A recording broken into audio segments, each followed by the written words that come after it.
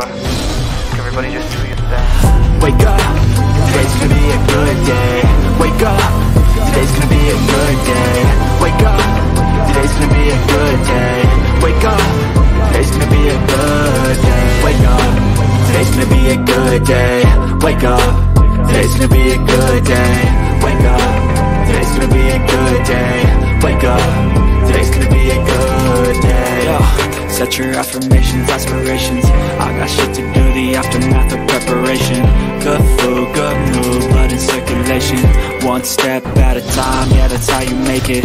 Set a goal you control and the steps you take them. I try to pick one thought, have some concentration. And if I make a mistake, it's called education. I try to do this every day, call it replication.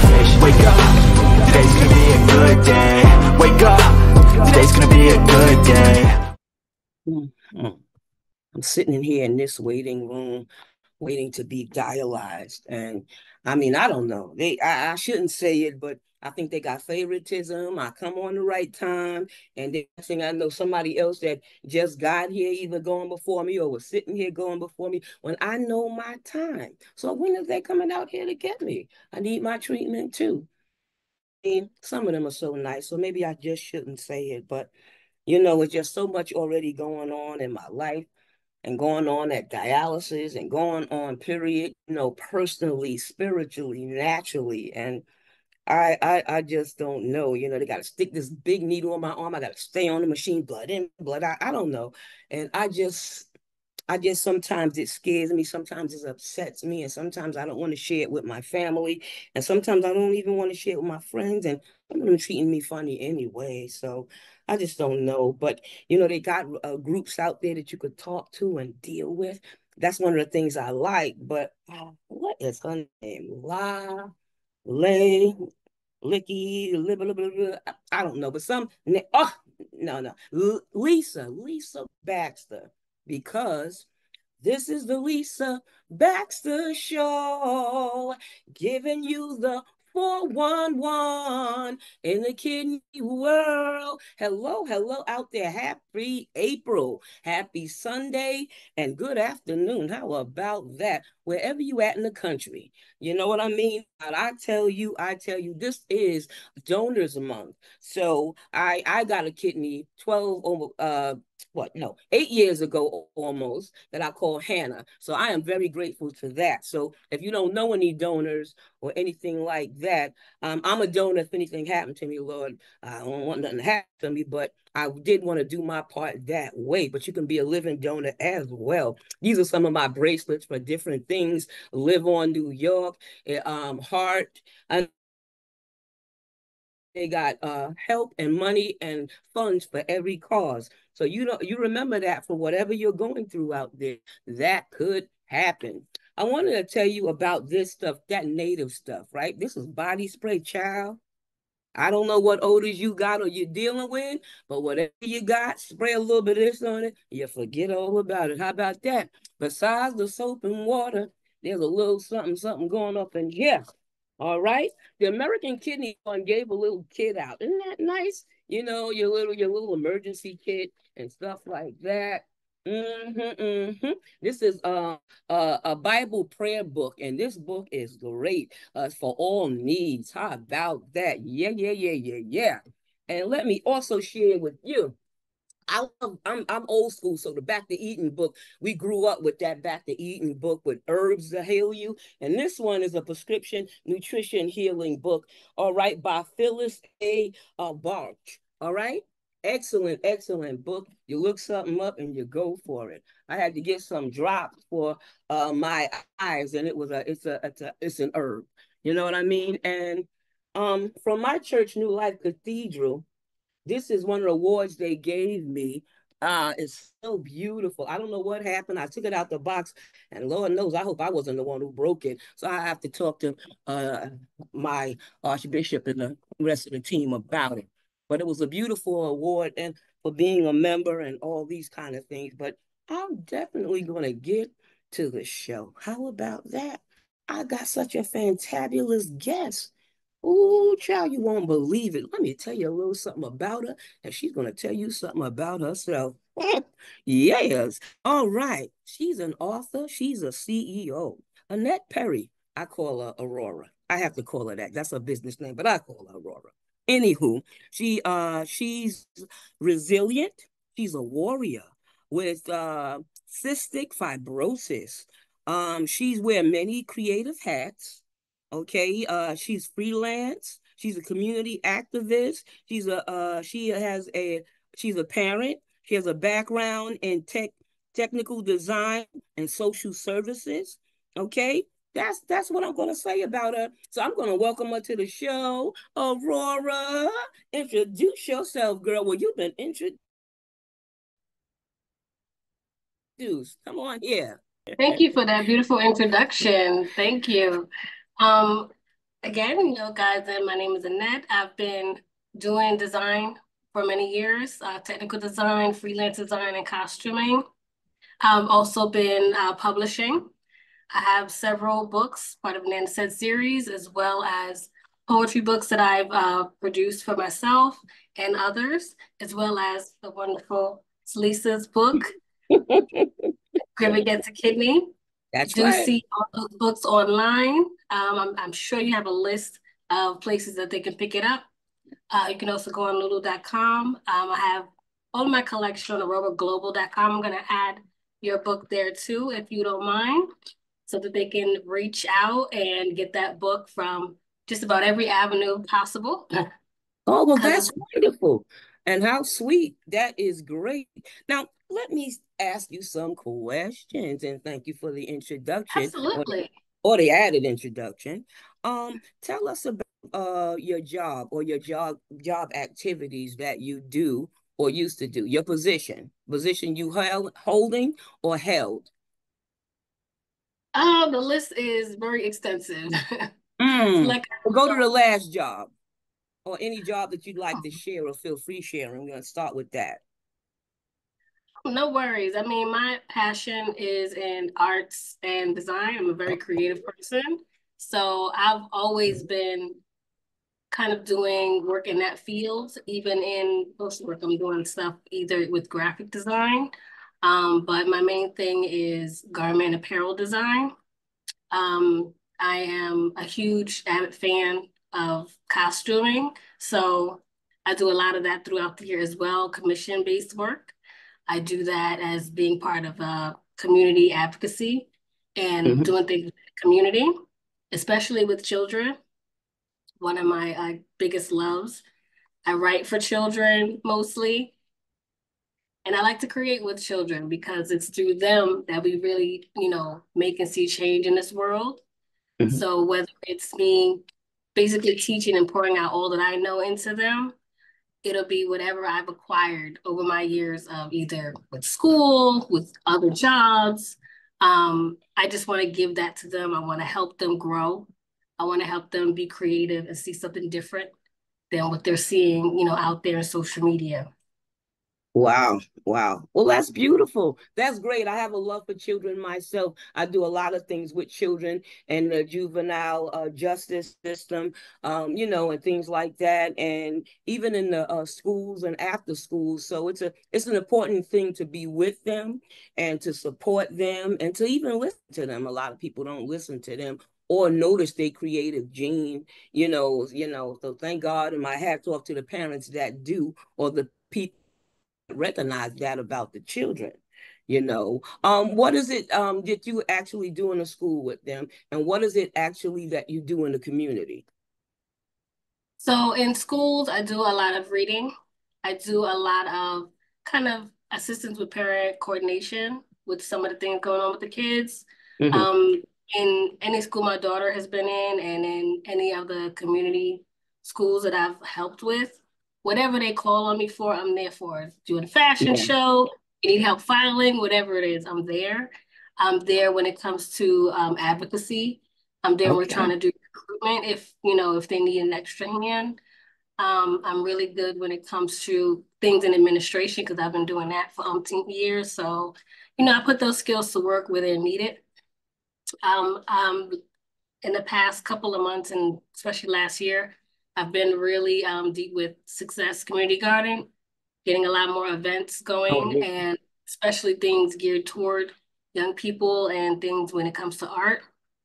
This next weekend, we're actually doing a event for Earth Day, and we're gonna have a little creative recycling event going on Saturday. We're hoping Ah, to get everyone come out, get those creative juices flowing, and do something for our planet. In yes, addition of to that, course. we're going to be having other things going on there too, but it's all about that awareness, reduce, reuse, recycle. We're looking to bring back the sewing program that I did last year. I did a short series on basic sewing, how to Excellent. sew, how to Mhm. measure yourself, Mhm. how to use your sewing machine. There's a lot of people who have them, That's right. don't use them, or they just forgot. I'm also going to bring back Faye Day because we Uh-huh. don't have enough of our people, and by our, I mean people of our color, in that fantasy world and realm for our Hmm. children to reflect to. Yeah. So it's a chance for them to come out, dress up, and then just be free in a garden space. Hmm. I've recently done some tea serving throughout the city, especially last year, and I did it recently in the local community center for the teens, trying to get them into mindfulness and awareness of what it means to be mindful, to have a practice that's a little different than meditation, but Uh-huh. also similar in the effect. I'm really huge when it comes to knowing our history in that respect, in a creative aspect. Mm. I feel like we all kind of fall into the same circle, no matter where you come from. We Uh-huh. don't do enough investigating and kind of bridging those gaps. Like we all know, we're all the same on the inside, but Yeah. you'd be surprised how much we are on the outside too. Even though we look different, we come from very similar backgrounds. Well, kids get that, and they're very friendly, very easy, and stuff like that. Not so much like, the adults sometimes. Now, Yeah. I'm gonna shift gears into your warrior experience because I was very impressed with you because not only with all the stuff that you deal with, you also work while you're doing it, you're a mother while you're doing it, you know what I mean? You're a wife, you know what I mean? You're a family member, you're a community advocate, and you just so much in spite of what you deal with or go through. You would never know you was going through it if you didn't say anything. So tell us about your journey with Absolutely. fibrosis, with cystic fibrosis, and tell them what it is, please. Yes. Cystic fibrosis, I've been diagnosed very young. It's a genetic disorder. It is very complex because it deals with a lot of organ systems. Um, Majorly, it's a dysfunction of the pancreas, and it affects a Uh-huh. lot of other major organs like the kidneys, the lungs. It's different, with different people. There are different genes that can be affected. So even, two people with the same disease can have, a very different way that it shows up and affects them, the type of Mhm. medication, things they have to go through. But for me personally, it is a lot of time and dedication required for therapy just to kind of have a baseline of some Yeah, sense of normalcy because it affects like digestive system and lungs, which is pretty huge, to just be able to pick up and do anything. You got to be able to breathe right. You got to be able to eat and process. that's so Um, true. yeah. Yeah, like I said, I've been dealing with that since I was a child. Because this is something that had not been studied very well in African Americans because it was touted as a disease for Caucasians. Um, Research on medications and treatments for us has come a long way in the last couple of years, but prior to that, it was kind of slow going. And so, our generation is a lot better, but there was a lot of struggle for people of color. And I've been Mhm. doing a lot of work with diversity, equity, and inclusion in healthcare systems in the last couple of years to, be a community advocate in addressing that. Yeah. What we need to see being part of research that is going on where I can, because it's sorely needed. It's overdue. We're changing policies, we're changing textbooks. We're really making history. And it's a lot. It's a lot of physical demands on a day-to-day basis. A lot of when I was, when you're younger, you're more spry, you got that energy and stuff. You can do a lot more that will just make it a little easier. But as we get older, we get a little tired. So it's challenging. It's yeah. challenging dealing with an illness. I know with polycystic kidney disease and things of that nature, and even having a transplant, that those are a combination of things that I deal with. The side effects of medication. So I'm sure you deal with side effects. I'm sure you take a medication for this, or I know you're doing things with your herbs and things of that nature. What is that like, or what type of my husband used to say, make me a concoction, one of your concoctions. What is God bless him? What is your concoction that you have made, and what have they prescribed for? In other words, what have you been prescribed for you, and then what have you prescribed yourself through the herbs? That's what I'm asking. So, not to give any medical advice to anyone or anything, but I always kind of try and figure out active ingredients first with the medications, and see what herbally relates to something in that realm. If it's like in the beginning for me, the first major, I guess, thing when it came to taking control of my medication from being a child and growing up, I looked into asthmatics a lot. And so I drew a lot of conclusions from things recommended for people with asthma because my condition has a lot of similarities. And sometimes it's not even in adding some of the supplements and herbs, sometimes it's taking away things. And a major one, which I feel like everybody knows now, milk, cheese. We need to keep those at bay. We need to maybe cut those out. Right. And so after that, things really shifted. It became a lot easier to then add in supplements, because sometimes when your body is fighting something and it's something that you can prevent, you putting supplements on top of that, it's not going to work or not be as effective, because it's having to kind of, in that case, dig through the sludge that the mucus as being created from all that cheese and milk and dairy and stuff. So I got to actually put in kind of what I would say now is regular things that just enhance, like lemon water. Now there are, of course, herbs like mullein. Making mullein teas for me is a huge thing. I like to do that with ginger, cloves, garlic. I do medicinal juices. They don't taste good.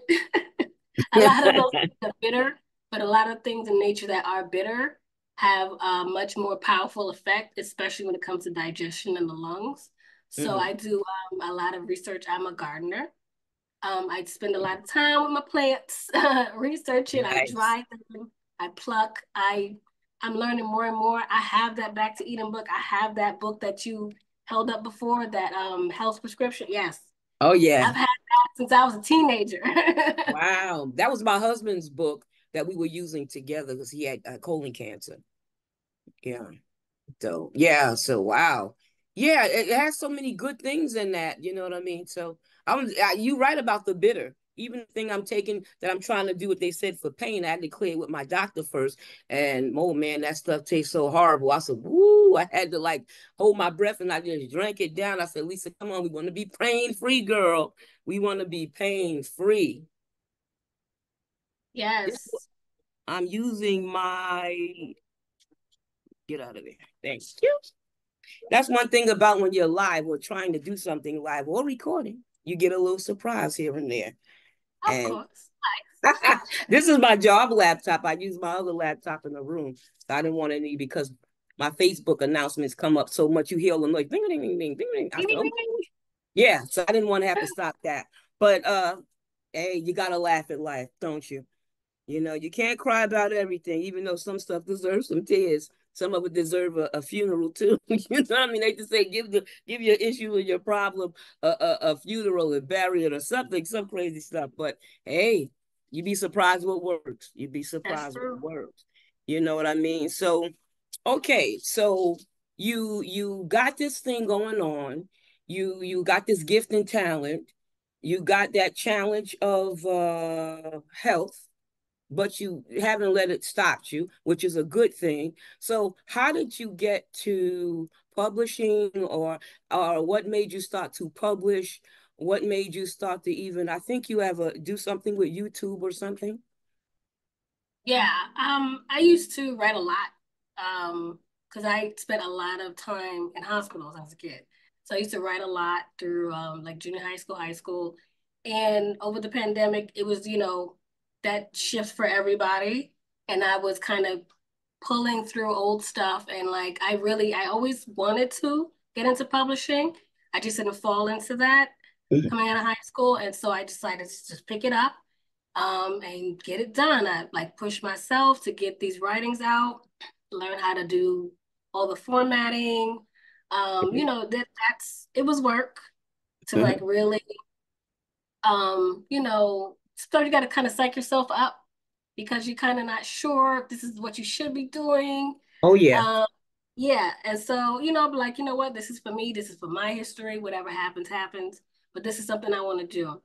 So I started with my poetry, and when it came to the children's books, it was just, to me, it was kind of like a no-brainer because these are the stories I tell my daughter that come up as I'm teaching her, as I'm Mhm. growing and shaping her. These are lessons from my childhood. A lot of these stories are pretty much based on actual events in some Great. way, shape, or form. And I wanted to bring those things, those lessons, into the podcast form because I, in a sense, reviewed children's books as well as mine Mm-hmm. for the lessons that we pick out as adults. We purchase and we share these stories for that reason for the most part, but sometimes I don't feel like we look into kind of the messages that are being picked up. And it's not Yeah. in every case, but I wanted to explore that with adults to see what they're picking up. Mm-hmm. Because regardless of what the child might pull out of it, we're still the parent. We're still shaping them. So we're gonna be the ones kind of guiding and telling them in a sense what they should leave with. Mm. So I want to make sure the adults are leaving with the right message and also able to communicate it to the young readers. Because I'm thinking, you know, by 3, you're reading to them. 5, 6, maybe they start picking up a few things themselves, but you're Yeah. still guiding. And Yes. so sometimes the language they may not completely understand, but they hear it, just like they hear your adult conversations. And sometimes it's conversations that are adult, but doesn't mean that it couldn't be broken down for children. And Mm-hmm. I know definitely growing up, they would stay in the child's place. Oh yeah. And I heard that's that. still a thing, but I feel like more conversations need to be opened up to be child relatable Mm-hmm. because sometimes it's not about the age, it's just about the language. Like one of the books I have about talking about drinking alcohol, Mm-hmm. um, you don't have to wait until the cup comes close to their face. We can introduce the information early if it's around them, especially it's nothing, you know, out of the norm to have a party at your house, whether it's, adults or younger people. Adults may or may not want to have, alcohol or just things that kids shouldn't drink. It just might be too strong. It could be ginger beer, which is not alcoholic, but you would normally give that to a young child. But having a Yeah. Makes conversation you cough. about, Mm-hmm. right, appropriateness and inappropriateness, and also the lessons of you making a clear boundary to a child about something they should and shouldn't have in an event space. This is not just private at home. We could be out at the family barbecue. This is something you shouldn't have. These are the reasons. It doesn't have to be a long, extensive conversation, but it's like, don't pretend that it's impossible that, this would come in their space and they wouldn't know what to do with it, especially if it's, young kids, somebody hand them a cup, they just drink it. They don't look, you Yeah, know, or yeah. something that looks like soda. Steak, these May not things can't smell happen. or taste like soda, but if they, guess that you trust your friend, or you at an event, you That figure, too. they know what to do, and so you just saying, "Oh yeah, And Mm, then they take their cues from us too. If we engaging, having fun, and this is part of it, they think it's okay because we're having fun, we're engaging. To them, there's no real difference between, a right, beverage in the mix of it all. We're yeah, just having, and you well, really want yeah. to educate them on that. Archbishop was talking about that today, about shaping this generation. And a lot of times he did talk about, how, we are an example, and how when we were growing up one thing and how they're growing up is a different thing. And sometimes you have to be colorful or creative on how you are going to teach this thing to them. And who's in the circle, or I guess who's in your life that can add to this or take away from this, who else are they watching? Kind of thing. You know what I mean? So even having children on this show, I let them tell their side of the story, or what they're dealing with, or what was their takeaway from whatever illness they're dealing with, or the family member, their mother, their grandmother, whoever had it. You know what I'm kind of thing. And they don't mind. One thing about kids, they're very loving and they're very open. And if you honest with them, they love the honesty. Once you lie to them, you almost lose them. I tell you that much. But Yeah. in your dealing with what you've been dealing with, also, have you ever had any kidney scares, or was worried that your kidneys would fail, or you would end up on dialysis, or that would be any type of challenge? Yes, it is very common to have cystic fibrosis related diabetes. Mm-hmm. And I do have that now. It has been getting worse over the years. Um, Doing supplements, lifestyle changes and all that. I try to stave it off as much as possible. I feel like after my daughter and I got gestational diabetes, it really kicked it off for me. Mm-hmm. And that's when I first started using insulin and having those conversations about kidney damage, which is still kind of a roller coaster for me because, sometimes, you're doing your thing with your supplements and everything, it's going fine. And then something happens, I flip know. gets switched. And it's like, oh man, Mm-hmm. medication, can't figure out why this is going haywire, numbers looking all crazy. So it's a constant. Um, Battle. Again, I try to Mm-hmm. go back to detoxing, doing a lot of like flushing. I try to avoid as much as possible, to be honest, doing insulin and changing up the diet. I'm trying to get closer to more plant-based living to kind of help with that. But Yeah. I do know this is par for the course with this kind of disease. So Mm-hmm. it's a constant roller coaster.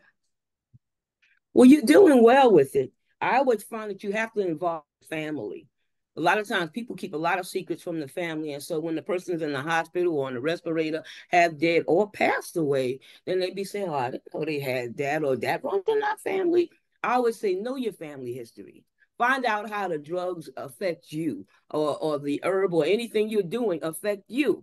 You know what I mean? Because, I wasn't expecting to have bone joint disease and all of these different things and arthritis and stuff. And like you said about diabetes, even though my mother had it, I never had diabetes. My father had polycystic kidney disease, so that was a hereditary type of thing on a couple of us, not on everybody, but it was on a couple of us, including myself.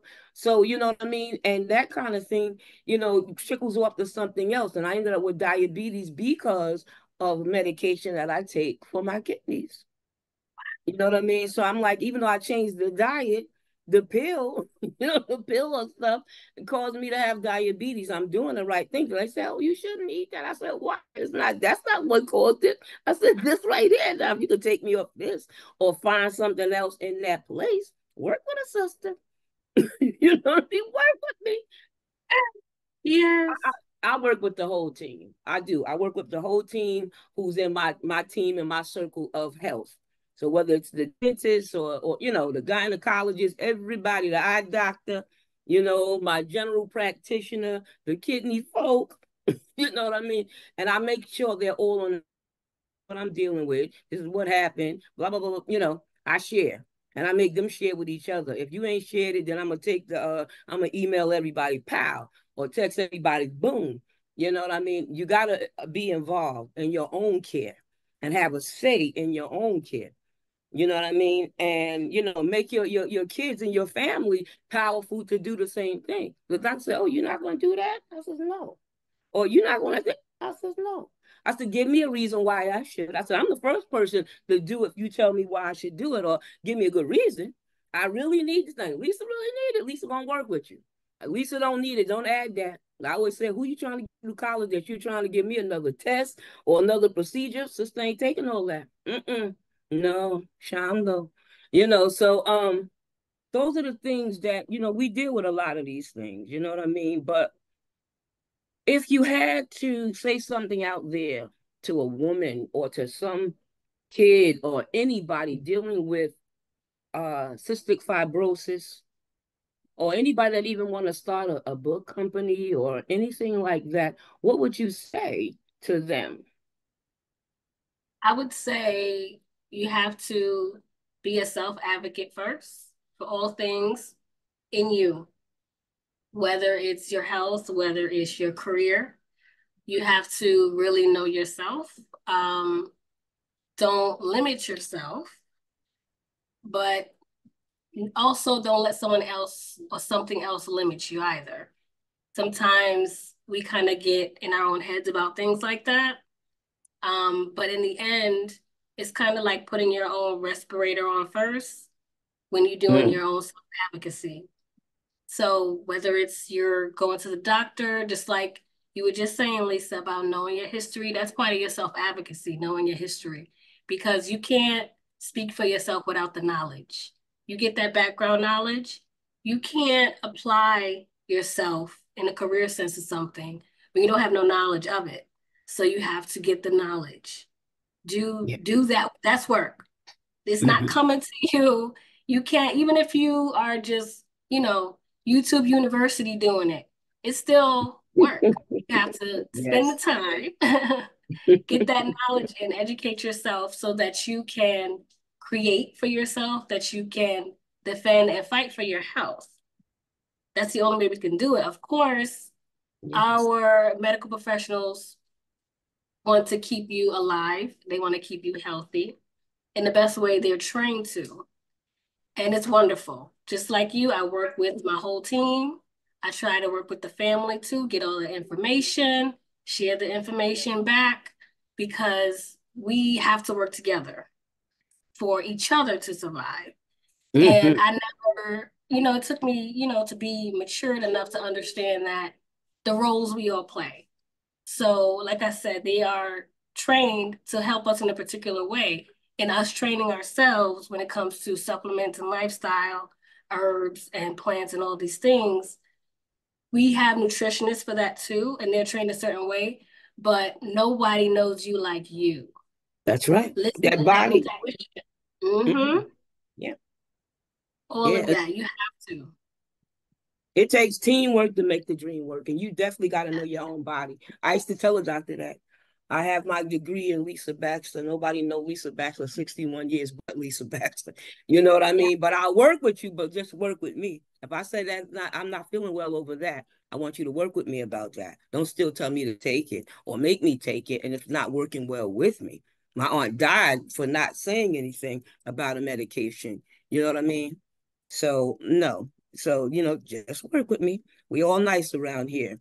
Now, who would you give a shout out to if you can give a shout out? And if you have any books or stuff around you, I want you to be able to show some of them and also give how you could be how you could be reached or any event you might want to say where you're going to be. I know too, girl. I ain't mad at you. Come on here.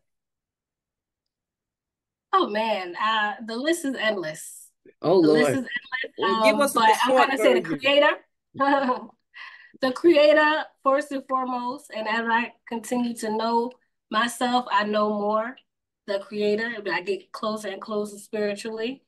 I have so many people in the community, including yourself, that are just like shining stars and helping and being part of the journey. Like I said, I'm not even gonna go there. That's too big a list. But I will share out all the projects coming up. I could share, let me see if I can add this background for the books, which you can all find at auroraglobal.com. There are external links to that. They're also searchable on Google. Great.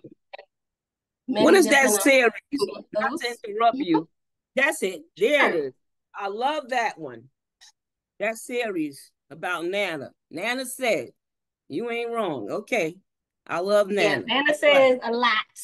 Nana is making sure that we get all of those life lessons in. I am still working on this series, but several of the books are already available online. I have a few in South Carolina, Colleton County Library.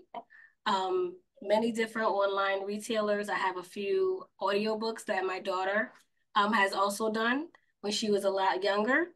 Aww. Beautiful, where she put her own little spin on it. Love it. I have a few poetry books out there, like I said, on the website. You'll also be able to see a few of my other projects, as well as my sewing, costume, apparel projects. This is one of my t-shirts. Nice. It's pretty. I see the nice colors and everything on there. Woo. I have this as well as a few hoodies available online. Yes, and I'm continuing to do a lot of, like I said, community events and things coming down the pipeline for the neighborhood, creative, art-based. I've been helping a lot of our partners and organizations to kind of further their missions. All right. Anywhere I can give hands, I do my best. I know that's right. So what are your hands to do? Do it. And thank God for that. But you've been an awesome guest. You know what I mean? Being an author, being a warrior, a survivor, you name it, that's you. And being creative. So I thank you for giving Lisa Baxter time. I thank you for helping me with Gribbet Gets a Kidney. Thank you for helping me publish that and put it all over the places. You know what I mean? I appreciate that and hope to do some more books with you. I've written 7. So I just got to again, you guys out there, y'all rock. You know what I mean? I love y'all to the moon and back. You know what I mean? And I appreciate you. And I want you to appreciate yourself and appreciate somebody else. If you haven't or you forgot to, I want you to do that today. V for Victory Kidneys, and they will take care of you. Bless your life. Your girl giving you the 411 in the kidney world. Wake up, today's gonna be a good day. Wake up, today's gonna be a good day.